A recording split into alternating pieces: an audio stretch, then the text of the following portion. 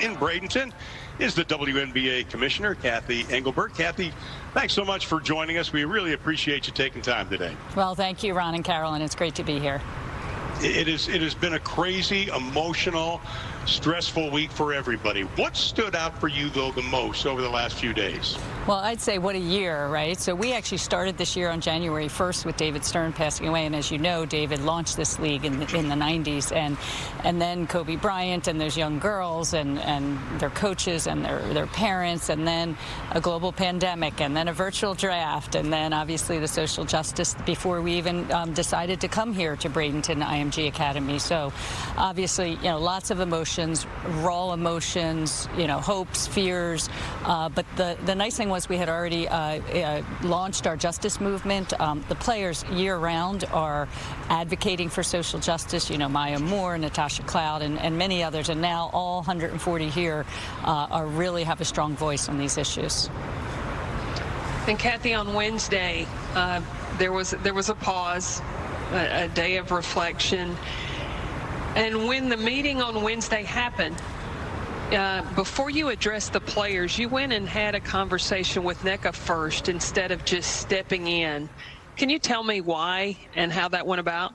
Well, I showed up here about an hour early, actually, on this court, and I walked in, and someone said Atlanta and Washington, who were the first game to tip off that night, are out in the court, and they're discussing whether to play or not. And I had been talking to some of the coaches throughout the day as the emotions were so raw, and we knew that players were really thinking about what they wanted to do that night. And so I walked out, and NECA's the president of the Players Association. She's an outstanding leader, had dealt with her through the collective bargaining and actually everything in the lead up to get this season going. And so I had seen NECA out here on the court because the Sparks were the second game, and I saw her again showing her leadership along with some other EC members, Elizabeth Williams, some others. So I kind of went up to her on the side and just kind of got a summary of what was going on, and I didn't want to run into the huddle with the Atlanta and Washington players without kind of knowing what was going on, what they want to do. They want to hear from me? What do they want to hear from me in order to make them feel comfortable that we, the league, are going to support them whatever decision, whether they would play or not play. So that's kind of what was transpiring. And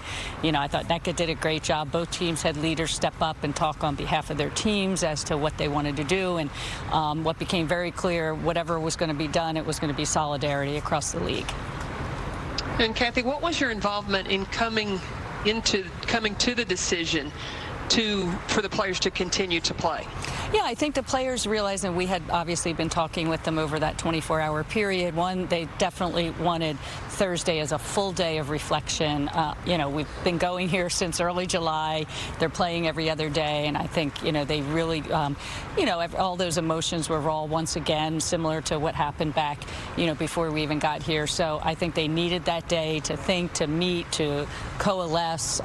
We had the entire league in one place over at the IMG Academy practice courts, and it was quite amazing to see and inspiring.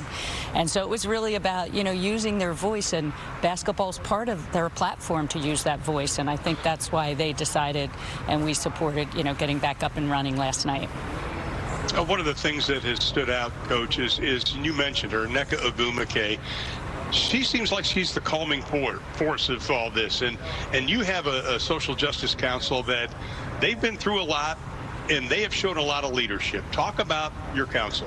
Well, and that's the nice thing about the council. This was formed, coming into the season as part of the reasons the players would agree to come here to what they affectionately now call the Wubble, and to actually drive change and take action and come up and collaborate and come up with actionable items, whether it's around voting or criminal justice reform or other things. So we obviously say her name, which has been a powerful part for these players to recognize these women victims. And so I can't be more proud of how they've expressed themselves. Look, this is really hard. It's hard to even be here.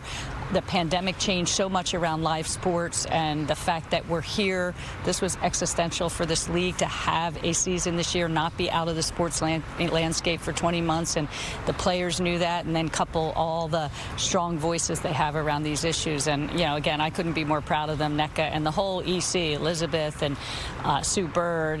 They're all showing enormous leadership. Natalie Achanwa, who's out in the court today, is one of the newer members of the EC, and just, could not be more proud of them. Lasia Clarendon, who played in a game earlier today for the Liberty. So great all around.